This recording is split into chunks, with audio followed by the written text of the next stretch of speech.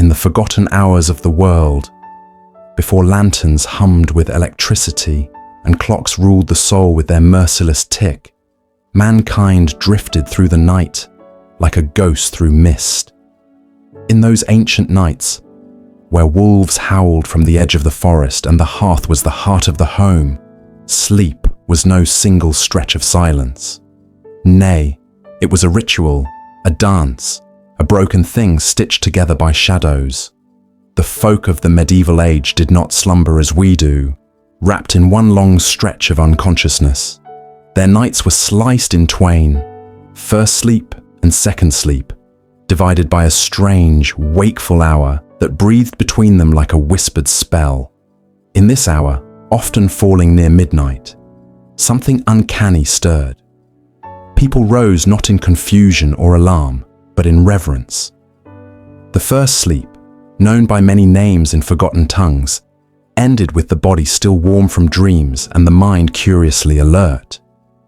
They called it the watching hour, and what occurred within its silence was as peculiar as it was sacred.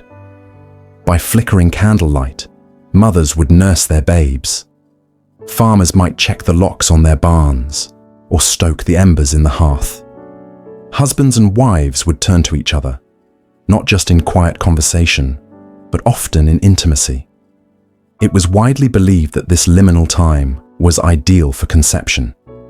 Even physicians and monks wrote that the body was most fertile, most calm during this intermission between sleeps. It was a time of prayer, reflection, and sometimes mystery. Imagine the world outside those humble timbered walls. Mist curling along muddy roads, the church bell long since silenced, only the occasional crack of frost on glass. In these waking hours, some would write, others would pace, and a few would even walk the lanes under cloak and moon. There are whispered tales of those who spoke with spirits during this hour, of visions seen in the flicker of firelight, of ancestors who visited their kin when the veil was thin. And in those heavy-timbered homes with rush-strewn floors and straw-filled mattresses, sleep returned like a loyal servant. The second sleep came not with the violence of alarm clocks, but with a gradual surrender, a yawn, a prayer, the drift. And again, the soul wandered through dreamscapes until the cockerel cried. This bifurcated slumber was not a quirk of peasants alone. Kings and clergy, scholars and scribes, they all knew of the two sleeps. The old medical texts, penned in Latin and kept beneath candle wax seals, spoke of it as nature's rightful order. Sleep was seen not merely as rest, but as purification, a cleansing of the body's humors, a balancing of the soul. The waking hour in between, that was the breath between heartbeats, the silence between notes, a gift. Yet as centuries turned and gaslight invaded the night, this sacred rhythm was forgotten. The waking hour, once filled with prayer and poetry, was deemed abnormal. Doctors began to prescribe pills for what was once normal and holy.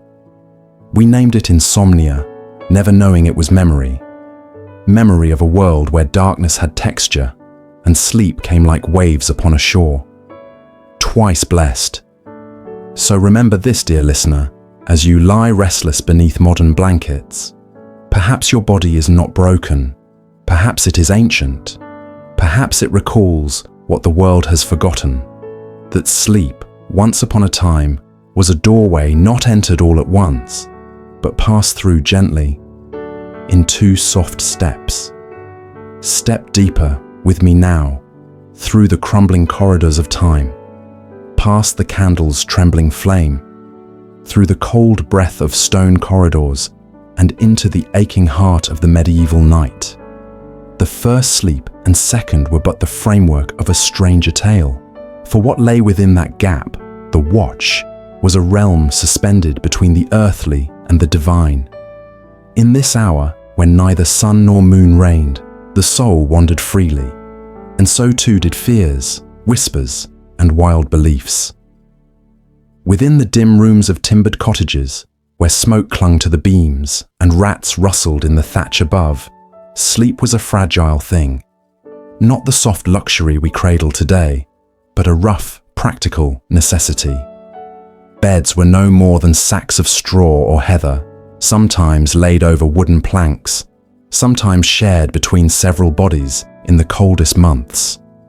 The poor, more often than not, slept fully clothed, doublets still fastened, boots tucked beneath the blanket to ward off theft or frostbite. Blankets were woolen and scratchy, or patched together from old tunics and furs.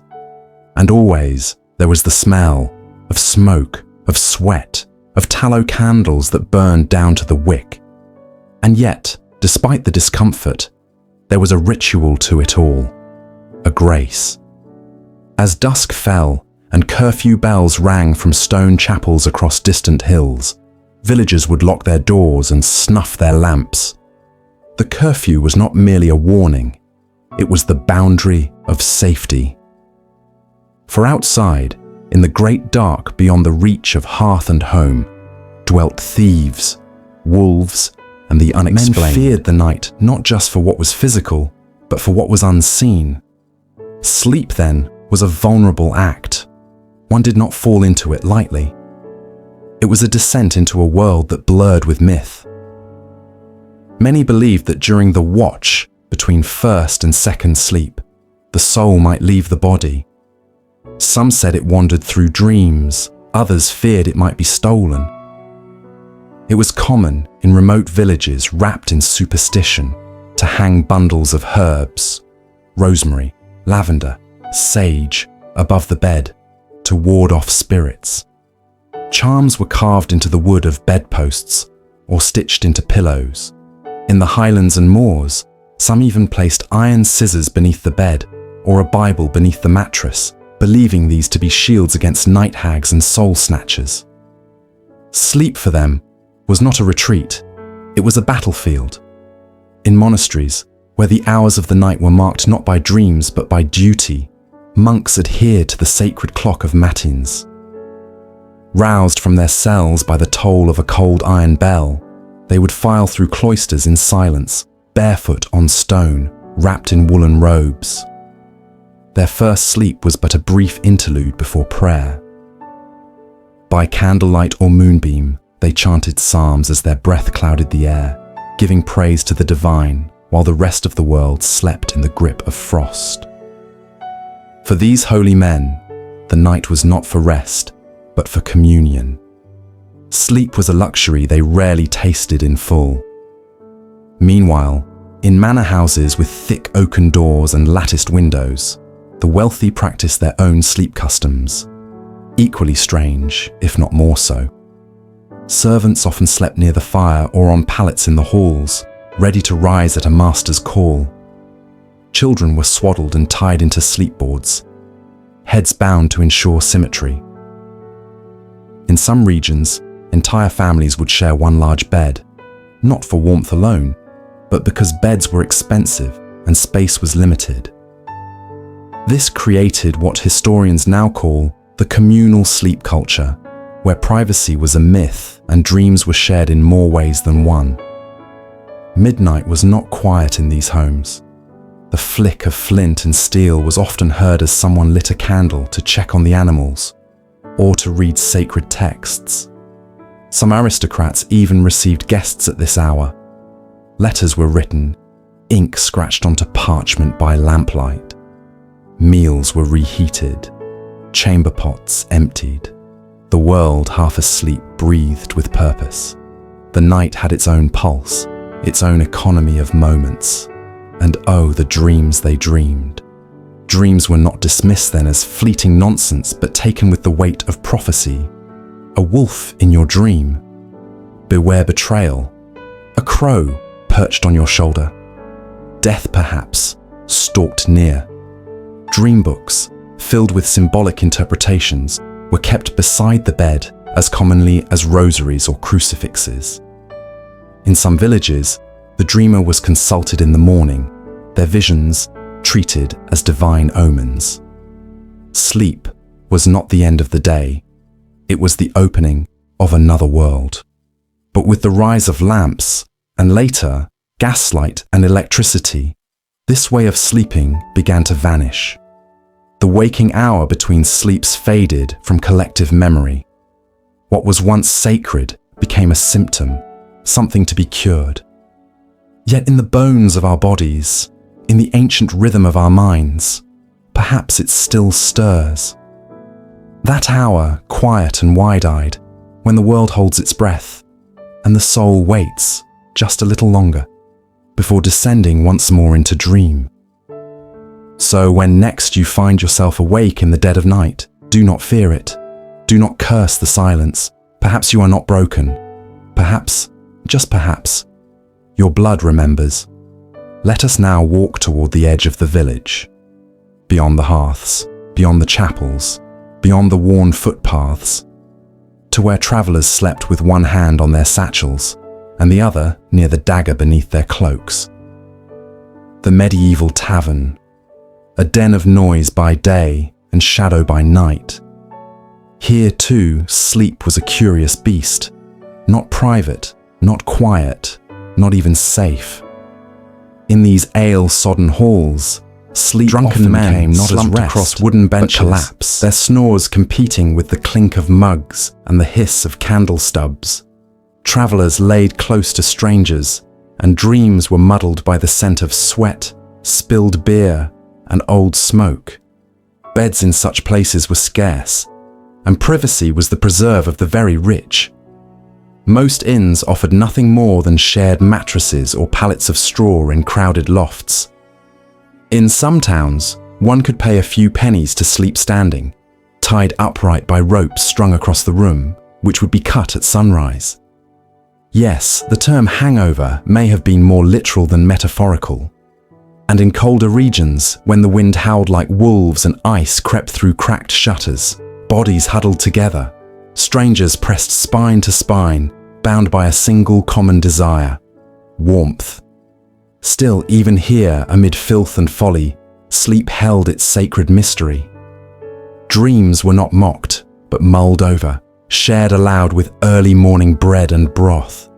The cobbler who dreamed of a red river might warn the butcher to stay home. A mother who dreamed of burning wheat might whisper prayers over her child's cradle. In this world, where superstition mingled with faith, sleep was a portal, an echo chamber of signs from above or below. But not all slumbered indoors. The night, to some, was a realm of work. Gravediggers toiled by lantern light. Bakers kneaded their dough as others closed their eyes. Watchmen patrolled the crooked streets, calling out the hours in slow, rhythmic chants. 3 of the clock, and all is well, as if to soothe the cobblestones themselves. And there were those who feared the night would swallow them whole if they closed their eyes too long. The sick, who lay half waking and clutched their beads. The grieving, who stared at the rafters in silence. The witches, perhaps, who stirred potions in cellars far from the village square. Above them all, the sky turned slowly, indifferently. Stars blinked down upon haystacks and chimney smoke, on monks in cold cloisters and drunkards curled beneath carts. In those moments, time felt older than language. Sleep, once again, became what it had always been: a surrender, a crossing. And yet, this strange tapestry of medieval sleep, the broken hours, the waking dreams, the communal slumber, did not end with a single decree. It faded slowly, like mist beneath a rising sun. As the centuries turned, towns grew louder, candles gave way to oil lamps, and finally, to the ceaseless glow of electric lights. The sacred gap between first and second sleep narrowed and disappeared. The night shrank. Wakefulness was no longer holy. It was pathological. The word insomnia took root, and with it came pills, advice, and diagnosis. What had once been a rhythm of the soul became an inconvenience of the schedule.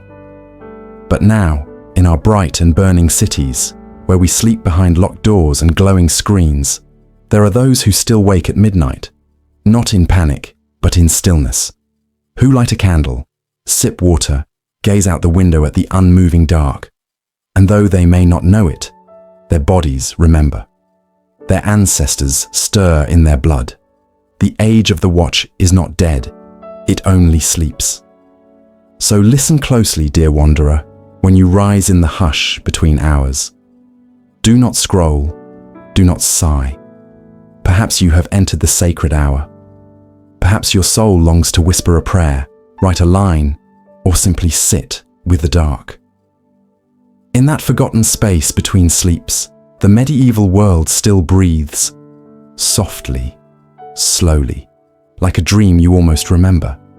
And perhaps that is where it has always lived.